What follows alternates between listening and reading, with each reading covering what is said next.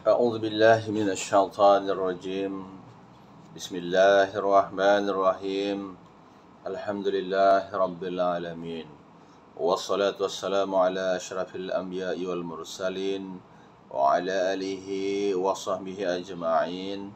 رب اشرح لي صدري ويسر لي أمري واحلل عقدة من لساني يفقهوا قولي. ربي زدنا علما وارزقنا فهما. Assalamualaikum warahmatullahi wabarakatuh dan salam sejahtera.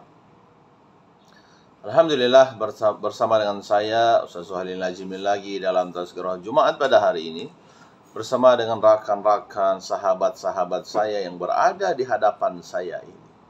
Yang mana tuan-tuan dan puan Allah Subhanahu wa taala telah berfirman dalam surah Al-Ikhlas yang mana kita wajib mengakuinya, yaitu firman Allah Subhanahu wa taala, qul huwallahu ahad, Allahus samad, lam yalid wa lam yulad wa lam yakul lahu kufuwan ahad. Ingatlah firman Allah Subhanahu wa taala ini yang kita wajib mengesahkan Allah Subhanahu wa taala. Katakanlah bahwa Allah Subhanahu wa taala itu Tuhan kita dan Allah Tuhan kita yang satu sahaja yang kita sembah. Kita memohon, kita meminta kepadanya sebab kita akan kembali kepada Allah Subhanahu wa taala. Alhamdulillah. Tuan-tuan dan puan yang dirahmati Allah sekalian, insyaallah pada Jumat, pagi Jumat yang berkat ini, insyaallah tuan-tuan dan puan saya akan berkongsi berkaitan dengan wasatiyah. Ya, wasatiyah yang menjamin kecemerlangan umat Islam. Dalam Islam, tuan-tuan dan puan, wasatiyah ini merupakan satu lambang ataupun satu yang mesti kita pegang atau yang menjadi panduan untuk kehidupan kita di dunia yang fana ini. Dunia ini penuh dengan pancaroba, penuh dengan dugaan, penuh dengan laluan yang berliku-liku. Masya Allah, ya. Tuan-tuan dan puan yang dirahmati Allah sekalian, maka dalam kehidupan ini kita dipandu oleh Al-Quran dan juga Sunnah dan juga asar sahabat, tabi'in, tabi'in dan juga para ulama, wali-wali Allah Subhanahu wa taala memandu kita, memberikan kita satu jalan, mencadangkan kita satu jalan untuk kembali ke surga Allah Subhanahu wa taala. Firman Allah Subhanahu wa taala berkaitan dengan al-wasatiyah ini, ya, ataupun maksud wasatiyah tuan-tuan adalah pendekatan yang sederhana, seimbang, adil dan cemerlang dalam setiap tindakan. Maka setiap apa yang kita buat tuan-tuan hendaklah melalui proses PDCA. Jika ada perancangan untuk menyelesaikan suatu tindakan, untuk mengambil suatu tindakan mesti ada dia punya sebab. Kenapa kita hendak mengambil tindakan? Pendekatan ini diambil berat oleh agama Islam, agama kita lah, ya. Adakah dalil yang mengatakan kita hendak wasatiyah ini? Mestilah ada dalil nakli, tuan-tuan dan puan, yang kita dapat dalam Al-Quran ini, dalam hidup kita, dalam Islam ini, tuan. Dia cuma ada dua dalil sahaja. Dalil pertama adalah dalil nakli dan yang satu adalah dalil akli. Hari ini saya akan membaca dalil nakli bersumberkan Al-Quran dalam surah Al-Baqarah ayat 143. Masya Allah. A'udzu billahi minasyaitonir rajim. Bismillahirrahmanirrahim. Wa kadzalika ja'alnakum ummatan wasatan litakunu syuhada'a 'alan nasi wa yakunu ar-rasulu 'alaikum syahida. Masya Allah. Ayat-ayat itu adalah dari Allah Subhanahu wa taala, dari kata Allah, kalamullah, daripada kata Allah. Maka kita kena ambil bahawa membaca Al-Quran ini mendapat pahala. Jangan risau, baca saja. Mendengar pun dapat pahala, mensucikan jiwa kita yang hitam. InsyaAllah jadi bersih. Dengarlah banyak-banyaklah. Kita adalah mendengar banyaklah kata-kata nasihat. InsyaAllah motivasi dan belajarilah. InsyaAllah. Dalam ayat tadi tuan-tuan dan puan berkaitan dengan wasatiyah. Wasatan, ada kalimah wasatan itu maknanya wasatiyah, ya. Yaitu dan demikianlah kami jadikan kamu wahai umat Muhammad Wa kadzalika, maknanya sebelum itu. Ada satu ayat, ada beberapa ayat menyatakan tentang perkara itu. Wa kadzalika, maknanya Allah menerangkan selepas itu. Nah, ini ayat yang mau diterang ini. Kamu ini orang-orang Islam adalah umat yang terbaik. Kamu ini Islam akan menghadapi gini. Orang umat terdahulu gini. Ada dia punya. Dia. Dalam surah Al-Baqarah 64. Jadi Allah teruskan dengan wa kadzalika, dan demikianlah kami ja'alnakum, ja'ala ni maksudnya menjadikan kamu, ja'ala ni rupa menjadi, daripada tiada kepada ada, ja'ala ini Masya Allah bahasa Arab kan. Nah, ini menunjukkan kepada umat Rasulullah SAW. Nah, itu menunjukkan Allah SWT. Kum itu kepada umat Nabi Muhammad SAW.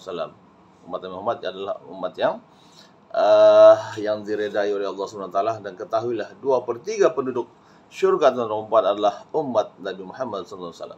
Bayangkanlah. InsyaAllah mohonlah syurga Allah Subhanahu Wa Taala itu. Dia tidak boleh terus satu mintik masuk. Tiada. Dia kena mohon. Andainya penduduk syurga itu 3 juta orang misalnya, 2 juta itu penduduk adalah umat Nabi Muhammad SAW. Masya Allah. Aku amat gembira jika umatku ramai, kata Nabi Muhammad SAW. Dan seterusnya, tuan-tuan, wahai Muhammad, satu umat. Kamu adalah satu umat pertengahan, umat pilihan lagi adil. Masya Allah. Supaya kamu layak menjadi saksi untuk memberi keterangan kepada umat manusia. Keterangan kepada umat manusia. Ala nasi wa yakunu rasulullah alaikum syahida. Bila berada di padang mahsyar nanti, tuan-tuan, umat Islam, umat Nabi Muhammad SAW ini akan menjadi saksi. Dia sama-sama kami solat jemaah dulu. Kami sama-sama berjuang menegakkan kalimah Allah, syahida, wasatan. Jadi kita ini tidak boleh yang tidak, wasatan lah. Kita umat Islam ini tidak boleh keras, tidak pula terlampau lembut. Dia ada wasatan. Kalau nak jadi kaya, jangan terlampau kaya. Masih boleh kayak gitu. Jadi wasatan dalam segala tindakan maksudnya di sini, yaitu sederhana, seimbang, adil. Adil, tuan-tuan, dalam meletakkan sesuatu pada tempatnya. Cemerlang, dan cemerlang maknanya untuk mencapai kejayaan mesti ada usaha yang bersungguh-sungguh, mengamalkan nilai-nilai moral yang hebat. Adab Islam diaplikasikan, mematuhi peraturan, apalagi macam-macam untuk cemerlangan ini ya. Dan 4 prinsip wasatiyah, tuan-tuan, yang pertama adalah sederhana. Yang kedua, seimbang. Yang keempat, adil. Yang kelima, cemerlang. Adakah dalil semua ini? InsyaAllah semuanya ada dalil. Apakah yang dimaksudkan dengan prinsip yang pertama adalah sederhana, kesederhanaan. Yaitu kesederhanaan bermaksud melakukan sesuatu dengan sempurna. Melakukan sesuatu, ada program buat dengan sempurna, tuan-tuan, tidak melampau-lampau, dan mematuhi syariat Islam. Kemudian antara aspek kesederhanaan ialah melaksanakan tugas dengan sempurna dan bertanggung jawab. Jika Anda menjadi seorang ketua, maka laksanakanlah tugas ini dengan sempurna sebagai seorang ketua. Dan jika Anda sebagai seorang kuli, sebagai seorang rakyatnya, kullukum ra'in wa kullukum mas'ulun an ra'iyatih. Maknanya setiap ketua itu akan dipertanggungjawabkan di hadapan Allah SWT terhadap pimpinan. Anda sebagai orang ketua, ada sebagai ketua rumah, ada sebagai gini ini. Kullukum ra'in. Maka untuk melaksanakan perkara tugas-tugas yang telah diberikan itu mesti kena sempurna.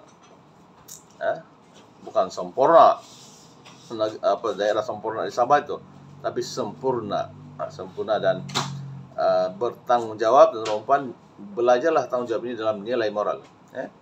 Yang kedua, seterusnya adalah aspek kesederhanaan adalah mematuhi arahan dan prosedur serta memenuhi syariat dan menjalankan amanah.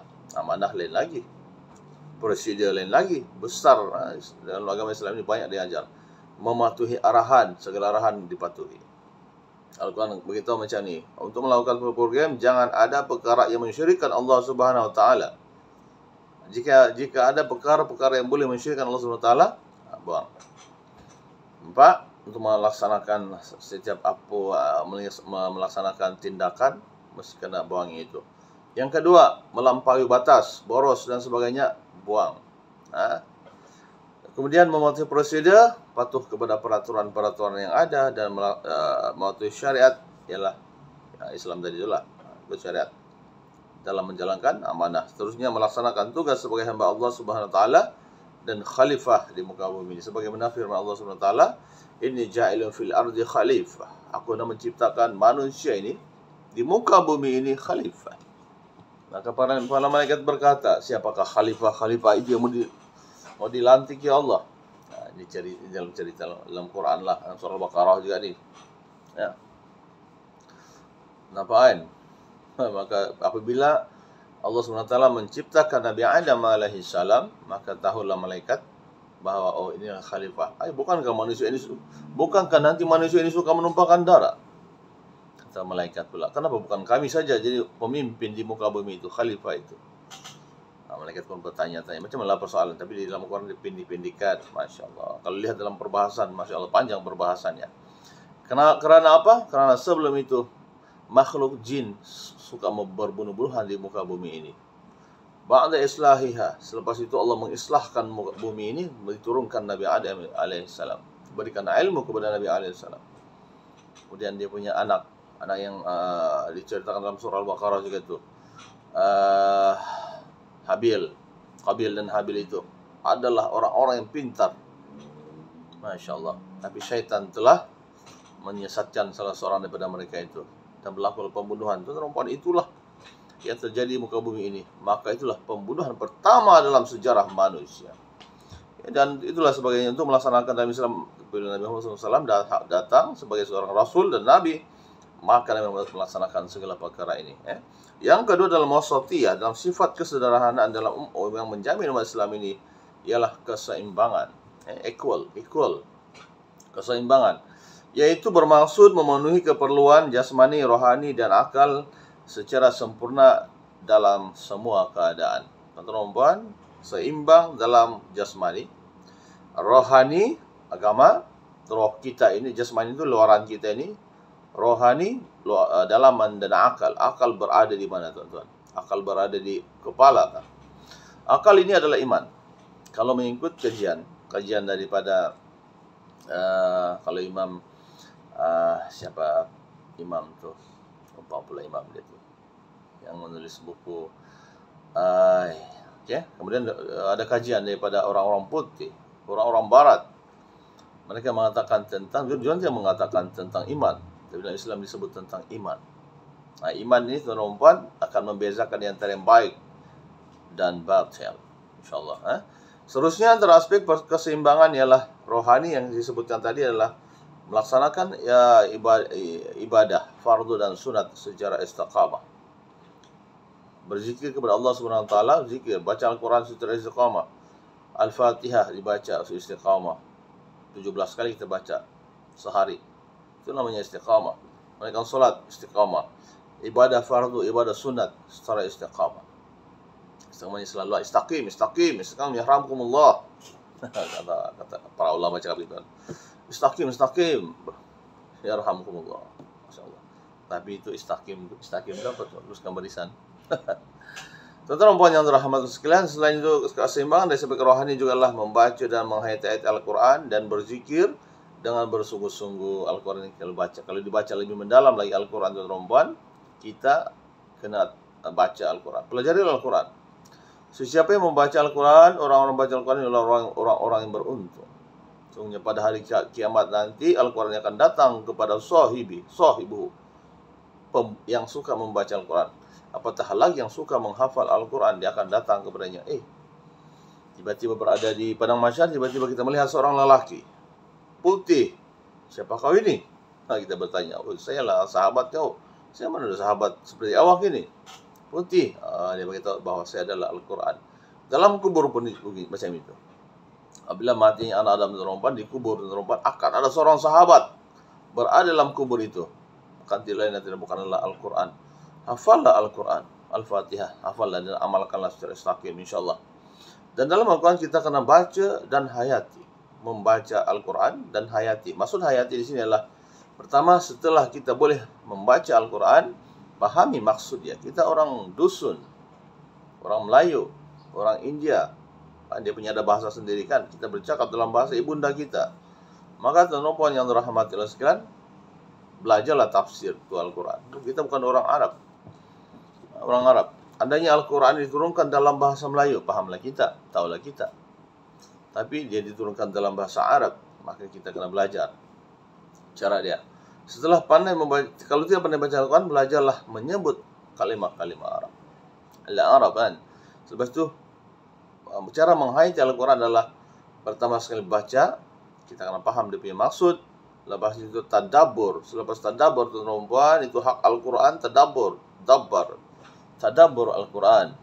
Afala tatadabbarun Al-Quran, kata Allah SWT. Kemudian selepas kita tadabbur, kita menghayati, maka kita mengamalkan apa yang kita paham daripada Al-Quran. Para ulama sudah beritahu ni. Sampai cari-cari lagi, baca ujar buku tafsir yang ditulis oleh para ulama. Tafsir, banyak tu buku tafsir. Sekarang Google lagi mudah. Tapi ambillah yang betul punya. Banyak tu di YouTube semua tu. Seterusnya selepas kita mengamalkan tuan-tuan, mengamalkan solat. Al-Quran beritahu, aqimus solat wa atuz zakah. Bagaimana nak solat? Kita bukan pernah jumpa Rasulullah SAW. Tidak pernah nampak Rasulullah SAW macam mana dia solat. Nampak kan? Tapi kita jumpa sahabat, tabi'in, tabi'in, kemudian para ulama. Itulah cara solat yang dibuat oleh Rasulullah SAW. Betul kan? Puasa Rasulullah SAW, kita bukan pernah jumpa Rasulullah SAW. Tapi kita lihat urutan-urutan ini dalam ahli sunnah wal jamaah. InsyaAllah kita akan tahu. Dan seterusnya kita kena bagi tahu. Lepas itu setelah kita tahu semua, maka berceramalah, ajarlah kepada anak-anak kita, ajarlah kepada umat. Kalau kita tidak dapat satu dunia, satu keluarga kita, InsyaAllah. Dengan bersungguh-sungguh zikir, yaitu mengingati Allah Subhanahu Wa Taala. Yang ketiga adalah melaksanakan suatu ibadah itu dengan ikhlas. Bagaimanakah hendak ikhlas? Mohon kepada Allah Subhanahu Wa Taala. Ya Allah, jadikan saya ini ikhlas. Bila kita pergi solat di masjid, tuan-tuan, baru kita nak berniat hendak ke masjid, akan terdetik di hati kita, tak payahlah. Nak solat, tak payahlah. Itulah namanya gangguan iblis, gangguan syaitan. Baru berniat, tuan-tuan, syaitan tu dalam hati kita ni. Bila kita berjalan, pakai baju berjalan, naik kereta, naik basikal, orang tengok, orang tengok saya lah pergi surau. Setan datang lagi, riak lagi. Lepas masuk dalam masjid, kita solat, orang tengok saya lah. Mana ada orang tengok kita solat? Tidak ada. Semua itu riak semata-mata. Maka untuk menghilangkan perasaan-perasaan ini, maka ikhlaskanlah. Dan untuk mengikhlaskan diri ini ada 3 perkara yang Rasulullah bersentuh. Pertama sekali ialah hub. Lahirkan rasa cinta itu kepada Allah Subhanahu Wa Taala. Yang kedua, khauf. Lahirkan rasa ketakutan itu kepada Allah Subhanahu Wa Taala. Kita solat ini kerana takut masuk neraka. Takut. Ataupun tadarru' ini kita bersangatan. Tadarru' lah. Kita mengharapkan sesuatu dari Allah Subhanahu Wa Taala. Tapi kata Rasulullah SAW, saya lebih suka untuk mengambil hub itu. Hub itu cinta. Cintakan. Kita solat kerana cinta Allah Subhanahu Wa Taala. Kita mau redha Allah Subhanahu Wa Taala. Masya Allah. Hebat ajaran Islam ini. Dari segi jasmani, tuan-tuan, ialah mengambil makanan yang baik dan seimbang bagi memelihara kesihatan. Jangan makan terlalu banyak, nanti gemuk. Kolesterol naik, minyak naik dalam badan. Minyak. Jangan minum arak, jangan minum perkara boleh memabukkan. Jangan minum yang haram yang telah diharamkan dalam Al-Quran. Tak boleh makan babi. Melainkan jika dalam kebuluran. Tapi mengambil sedikit saja, itu yang Islam suruh. Jangan makan bangkai, kita nampak ayam kena langgar kereta. Alamak, boleh sempat lagi ni. Boleh sempat, tak apa. Semati. Bangkai tidak boleh dimakan oleh umat Islam, ya. Tidak boleh dimakan, ya. Ataupun apa yang telah diharamkan lah. Lihatlah apa kata-kata ulama.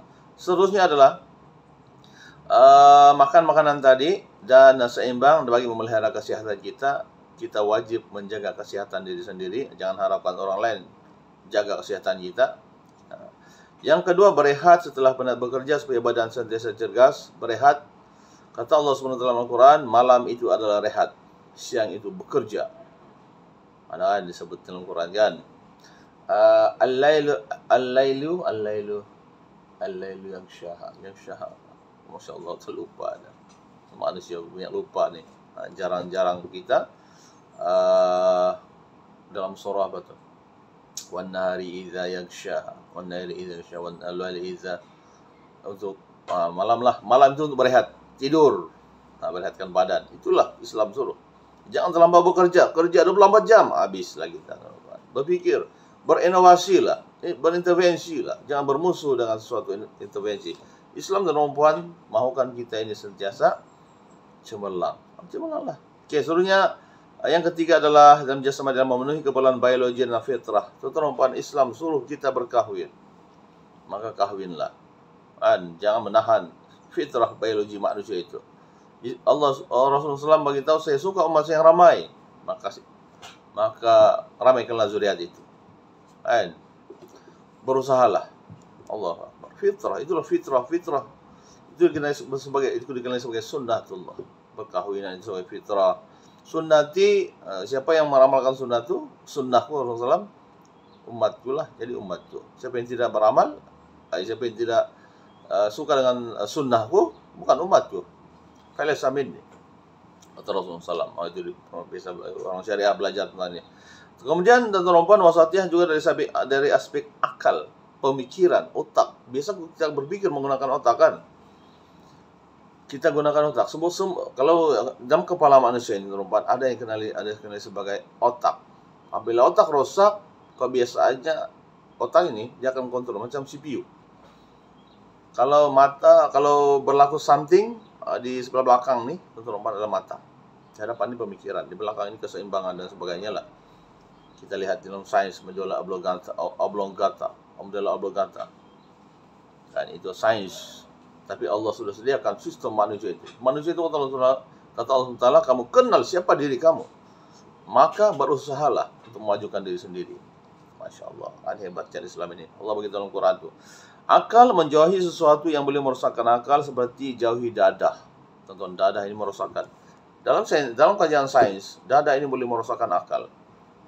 Tapi lah, dadah ini kalau di dalam syariah, teman-teman, jika dikias, kita dalam Islam menggunakan kias.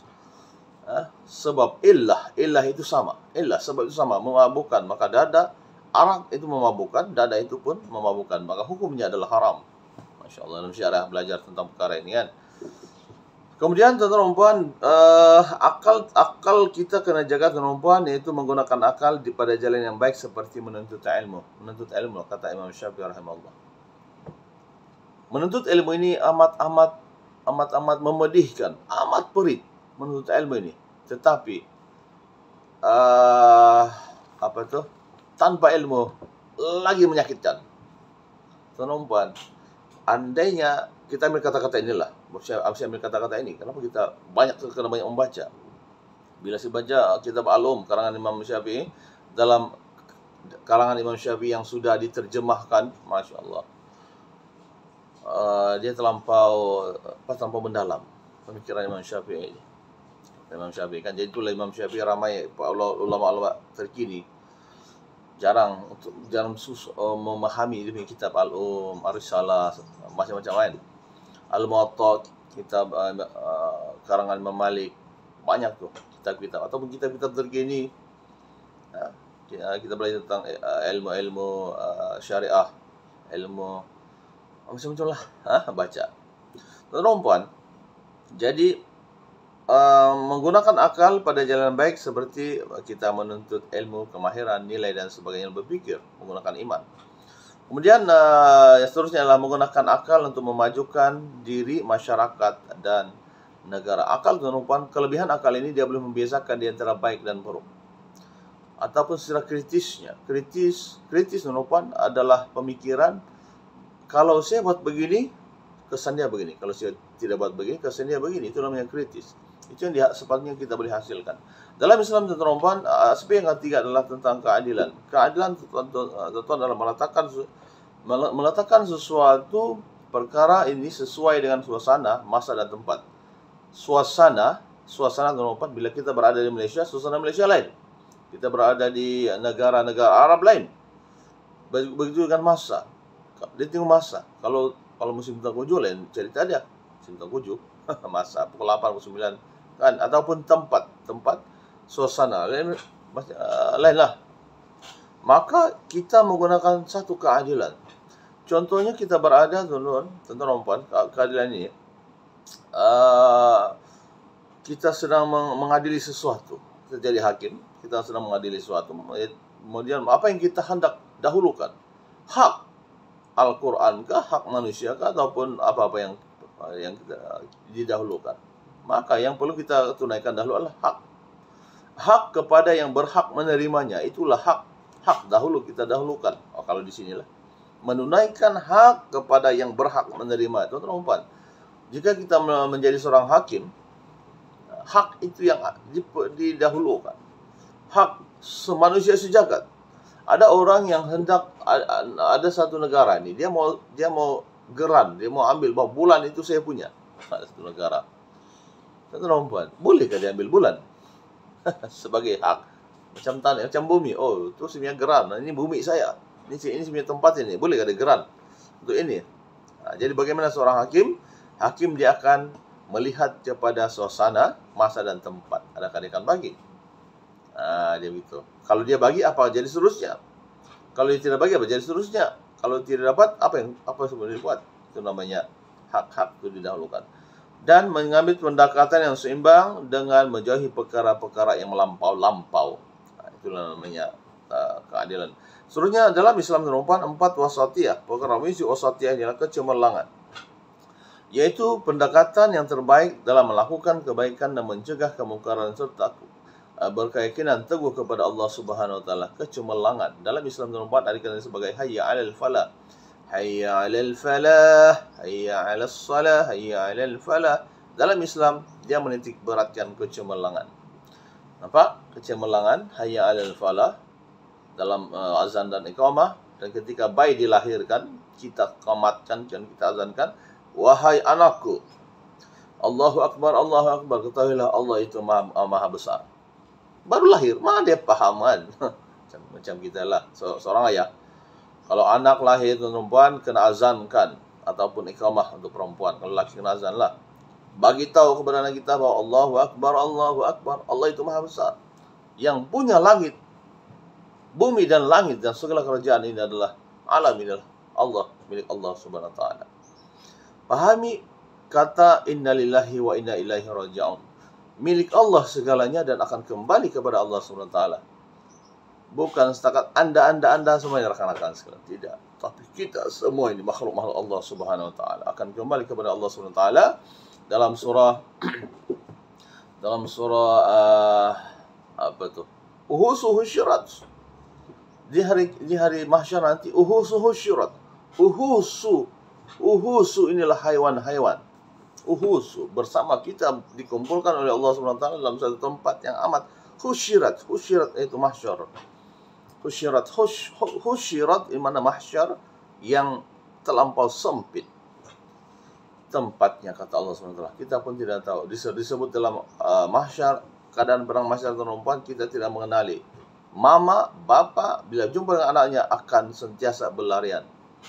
Tidak akan mau bertemu, melainkan dengan izin Allah Subhanahu wa taala. Ada 7 golongan di bawah arsy Allah Subhanahu wa taala. Siapa lagi? Kitalah orang-orang yang beriman kepada Allah Subhanahu wa taala. Disebut situ 7 golongan. Jadi kecemerlangan dalam Islam dan perempuan dalam aspek wasatiyah ini bermaksud kita mengambil pendekatan yang paling terbaik dalam mesyuarat. Ada isu, okey, kita mau yang ini cemerlang. Anak-anak murid kita yang memilih SPM tahun ini adalah 1000 orang. Apa yang perlu kita buat? Kita maksud cemerlang mereka ini. Itulah wasatiyah dalam Islam. Apa yang kita buat? Kita mau mereka supaya berkeputusan yang terbaik. Bukan dari aspek PBD, sebagai dalam pendidikan lah. Bukan setengah PBD mendapat 5, 6, tetapi mendapat exam, psikometrik, PJSK, semuanya hebat. Maka Allah SWT suruh kita melakukan kebaikan di sini. Berbincang, umatku tidak akan berbincang ke arah kejahatan, kata Rasulullah SAW. Umatku akan berbincang ke arah kebaikan. Dan juga mencegah kemungkaran. Tuan-tuan dan puan, bila melakukan satu program, pastikan kemungkaran itu tidak ada. Kalau boleh tiada. Apakah kemungkaran itu? Tidak ada arak, tidak ada dada, tidak ada rokok, tidak ada asap dan sebagainya. Itu yang Islam mau. Bab kejayaan itu akan berada. Kejayaan itu yang akan cemerlang yang kita mau, ya. Serta yakin dengan Al-Quran, yakin dengan Allah Subhanahu Wa Taala. Antara ciri umat Islam yang umat Islam, ya, kita melihat daripada umat terdahulu lah pun cemerlang, kan. Yang cemerlang ialah melakukan kebaikan seperti memakmurkan bumi dan membasmi kemiskinan. Makmurkan bumi ini. Jangan benarkan ada bom sana, bom sini, bunuh sana, bunuh sini, curi sana, curi, rompak sana, rompak sini, dan sebagainya. Dan seperti membasmi kemiskinan. Terumpan dalam melakukan disuruh kita bersedekah. Sedekah, bantu orang-orang yang memerlukan. Islam suruh itu. Zakat dibenarkan, kan? Kemudian yang kedua adalah seterusnya kecemburuan adalah mencegah daripada melakukan kezaliman. Terutama zalim? Zalim lawan dia ialah adil. Faham? Makanya zalim itu terutama adalah kalau adil meletakkan suatu perkara itu di tempat yang betul. Suasananya, sesuai dengan suasananya, tempatnya dan masanya. Tapi zalim terutama lawan kepada adil ini adalah menganiayai orang, kan, zalim. Jadi orang tu layak dapat begini, tidak layak pula yang ini, yang lain pun yang akan dapat. Itu namanya zalim, memberikan sesuatu kepada bukan pada tempatnya, tidak sesuai dengan suasana tempatnya, itu namanya zalim, ya, tuan-tuan. Dan seterusnya menggunakan kekayaan yang dimiliki untuk mendapatkan keridhaan Allah Subhanahu Wa Taala. Kita hendaklah gunakan rezeki yang ada itu, tuan-tuan. Segala rezeki yang Allah bagi kepada kita bukan untuk kita. Kita punya sedikit saja. Kalau pendapatan kita sebulan, tuan-tuan, ada 100 ribu. 100 ribu itu mungkin kita punya hak kita mungkin dalam 100 ringgit, 200 ringgit saja. Yang lain itulah milik orang. Ataupun kalau zakat, tuan-tuan, setahun kalau ada 100 juta, kita punya income 100 juta. Hoi, banyak, kan? 25 juta itulah untuk orang-orang yang miskin dan sebagainya. Itu bukan hak kita. Dan itulah banyak harta kita sebenarnya bila di akhirat, Masya Allah. Sebab Islam menggalakkan asal mahu kita supaya jadi kaya. Kemudian tuan-tuan, semua yang kita lakukan adalah milik Allah dan kita hanya mau ridha Allah Subhanahu Wa Taala. Tahukah kita bahwa sahabat Rasulullah SAW, Abdurrahman bin Auf, seorang jutawan, bukan biliawan, dia ada 4 orang istri dan istrinya tuan-tuan, setiap istrinya dia telah memberikan 80 dinar emas. Seorang istrinya, bayangkan, sudah 80 kali 4, banyak, kan? Maknanya itulah harta Sayyidina Umar. Itu baru harta untuk istrinya. Yang lain lagi Sayyidina Abdurrahman bin Auf dikalahkan dalam Islam, ya. Islam tidak menghalang kekayaan ini, tapi hendaklah diuruskan sebaiknya untuk mendapat ridha Allah Subhanahu Wa Taala. Dan seterusnya Allah melakukan segala tugas dengan ikhlas kerana Allah Subhanahu Wa Taala. Masya Allah, hebat, kan? Dan seluruh hikmah dalam wasatiyah, tuan-tuan, adalah syiar Islam dapat ditegakkan dengan menyempurnakan akhlak dan nilai murni, nilai-nilai, kan? Akhlak kita ini kata Rasulullah, aku diutuskan Allah SWT untuk menyempurnakan akhlak yang mulia. Ini utami liutami makarimul akhlak, kata Rasulullah. Kita tirulah akhlak Rasulullah, ya. Kemudian seluruh masyarakat akan jadi aman dan bersatu padu dengan dapat dibangunkan dengan melaksanakan prinsip-prinsip keadilan dalam masyarakat dan negara. Tidak ada rasuah, tidak ada penipuan, tidak ada kezaliman dan sebagainya. Itu yang Islam suruh, ya. Kemudian pembangunan yang menyeluruh dan seimbang dapat dilaksanakan karena wujudnya kestabilan dalam politik. Politik dan pentadbiran kita tidak boleh. Politik, pentadbiran, ulama kita tidak boleh pisahkan, ya. Dia sebenarnya mesti ikut landasan Islam yang telah dibuatlah. Kalau terlibat dalam politik, maka ikutlah dengan sebaik-baiknya, berdasarkan pada landasan ahli sunnah wal jamaah, Al-Quran dan As-Sunnah, asal sahabat dan sebagainya. Ikutlah, sebab kita semuanya mau ridha Allah Subhanahu Wa Taala, bukan kerana nafsu. Jangan ikut sesuatu dapat menjadi seorang ketua jangan kerana nafsu, tapi ikutlah kerana Al-Quran, kerana itulah amanah Allah. Kullukum ra'in wa kullukum mas'ulun an ra'iyati, Allah. Kata Rasulullah SAW, maka kewujudan dalam sebuah negara, kewujudan ataupun keseimbangan dalam sebuah negara itu akan wujud, insyaAllah. Kemudian tahap pendidikan masyarakat dapat ditingkatkan mengikut keperluan negara, tuan-tuan. Sekarang kita dikejutkan pula selepas tingkatan 5 ramai anak-anak yang lepas tingkatan 5 ini tidak belajar, tidak ke 72%. Bayangkanlah, tidak melanjutkan ke pengajian seterusnya. Itu satu kerugian bagi negara. Maka apa yang kita kena buat sekarang adalah semuanya kalau boleh pendidikan tahap tinggi lah di universiti belajar, sebab dia punya itu pembelajaran di peringkat tinggi ini di SPM itu dia sebenarnya rendah, tahap itu rendah kan. Masalahnya kita dikongkong dengan kehidupan yang memerlukan kepada kos hidup, maka ramai yang mengambil keputusan tidak mau belajar selepas itu. Dalam Islam, teman-teman, ilmu itu amat dipandang tinggi. Bayangkanlah kalau 100% sampai tingkatan 5 sahaja rakyat kita nih ambil SPM. Siapa lagi yang akan kajian seterusnya? Dan universiti ini adalah pusat-pusat untuk mendapat ilmu yang lebih banyak. Lagi banyak ilmu yang berada di universiti. Kemudian ambil master, ambil PhD. PhD adalah mengkaji. Seterusnya membuat inovasi-inovasi yang ada. InsyaAllah. Allah Akbar. Jadi saya itu saja. Kalau Rasulullah SAW, laqad ja'akum rasulun min anfusikum azizun 'alaihi ma 'anittum harisun 'alaikum bil mu'minina raufur rahim. Fa in tawallaw faqul hasbiyallahu la ilaha illa huwa 'alaihi tawakkaltu wa huwa rabbul 'arsyil 'azim. Surat Taubah ayat 128, 129. Teman-teman, jika kita mengamalkan ayat ini, teman-teman, amalkanlah ayat ini, karena ayat ini, teman-teman, kalau yang orang-orangnya dia boleh digunakan untuk menarik sakit-sakit yang ada. Kalau sakit badan kan, tarik guna nih. Laqad ja'akum rasulun min anfusikum azizun 'alaihi ma 'anittum harisun 'alaikum bil mu'minina raufur rahim. Baca, tarik buang kemana-mana lah. Masya Allah. Sebenarnya ini berkaitan dengan kena hafal lah ayat ini. Siapa nak hafal ayat ini, insyaAllah kita tidak akan rugi dunia, insyaAllah. Jadi syariat perempuan dalam kehidupan kita ini akan banyak pencaroba, banyak dugaan-dugaan yang akan datang menghancurkan kita, diri sendiri kita ini. Maka hadapilah dengan ilmu yang ada, hadapilah dengan akal yang ada, dengan nilai-nilai kita belajar nilai-nilai yang ada. Hadapilah perkara ini dengan kemahiran-kemahiran yang ada. InsyaAllah kita akan berjaya. Sebagai contoh rupa, apabila kita berada di dunia ini, Tuhan, kita akan dilanda emosi yang meredum, yang akan menekan kita. Maka kembalilah kepada Allah Taala dengan ilmu, bisabri wassalah. Masya Allah, kita akan selamat insyaAllah. Itu saja. Wabillahi taufiq wal hidayah. Assalamualaikum warahmatullahi wabarakatuh. Dan insyaAllah jumpa lagi dalam tazkirah Jumat selanjutnya. Amin. Sekian, terima kasih.